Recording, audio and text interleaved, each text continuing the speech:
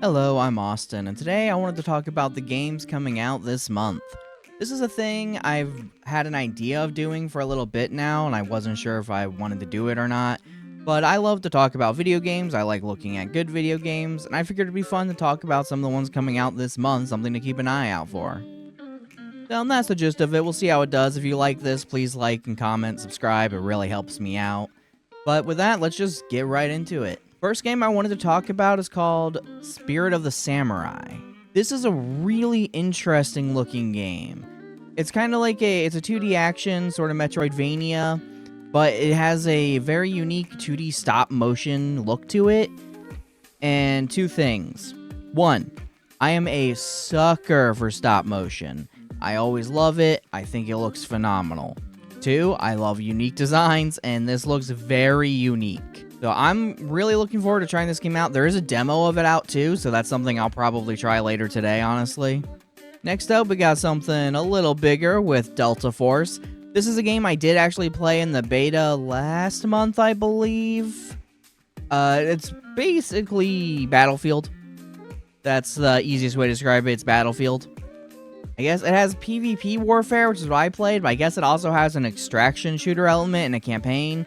I didn't try any of that out, so I don't know how that is, but I thought the multiplayer was really good. I thought it was classic Battlefield, basically. It was a lot of fun. I'm really looking forward to playing some more of that. I think it'll be a solid shooter. The next one, I'm actually not so confident in this one. It's called The Edge of Allegoria. So it does get credit. I really love the Game Boy RPG aesthetic. I think it looks great. But I'm always iffy when they say, this ain't no kids game. I'm like, okay, that's your selling point? That's weird. That said, though, it does look like a pretty good classic style RPG. I do love me some RPGs. So I'll probably end up trying it because I do like the look of it. I just really don't like when they try to say it ain't no kids game. I think that's dumb. Just focus on your gameplay.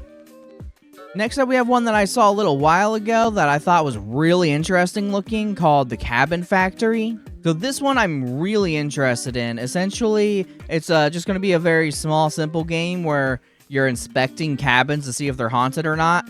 And you have to make a quick decision to press the button to say they're haunted or safe. If you're in there too long and it's haunted, you'll die, so you have to be really quick and notice things. This has been a bit of a horror trend lately. I think it's called Exit 8 section, something like that, where essentially you have to pay attention to your environment in order to escape a maze, or else you have to start over or you die. I think it's really interesting, and horror is always good with little details like that. So I think this is one that should be pretty fun. Next up's another game I'm really interested in, and I don't know if it's going to be good or not, but it's going to be such a big game, I have to talk about it, I feel like. Marvel Rivals comes out December 5th, actually, really soon. So I am a huge fan of early Overwatch. Unfortunately, almost every update Blizzard made to Overwatch made the game worse, and I just slowly fell out of it.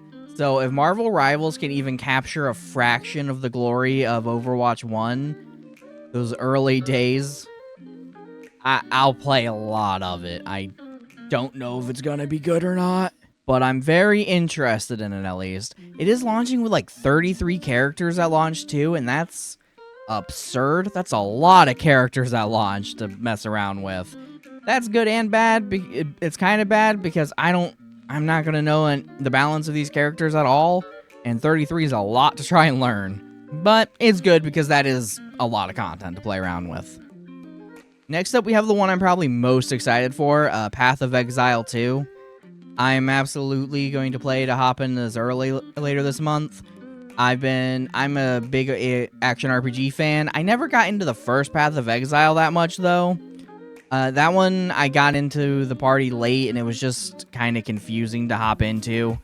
But I love Diablo, Grim Dawn, games like that. I think they're a lot of fun.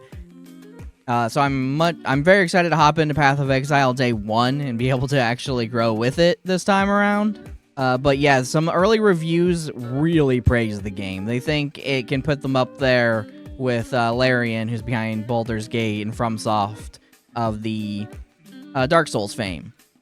So if it's that kind of quality, we're talking about a really great game. Next up is another one I'm honestly pretty excited for. The Indiana Jones game. What is it? Indiana Jones and the Great Circle. I think that name could be better. The Great Circle? Okay. But I think the first person aspect is really intriguing for this type of game. I think that's really going to set it apart from an Uncharted or Tomb Raider. I also think it's more almost sim than typical action game. It seems quite different. Like, don't go in expecting Uncharted or Tomb Raider. I don't think that's fully what they're going for. They're kind of going with their own thing here. And if you played the Wolfenstein games, that makes a lot of sense to me, because those are more than just traditional first-person shooters. So I think they're going for something more like that, but more adventure than action. And honestly, I think it looks really interesting. And again, since it is an Xbox first-party game, that means if you got Game Pass, there's no reason not to try it. This one is our final one, and I don't actually know what to think of this, but I think it's going to be a really big game, and that makes me very interested to try it. It's Infinity Nikki. I know, like, nothing about the Nikki series. I know it's a pretty big series, but they got Legend of Zelda talent to work on this. It's a huge open world, and I love cozy games, man. Just let me fish.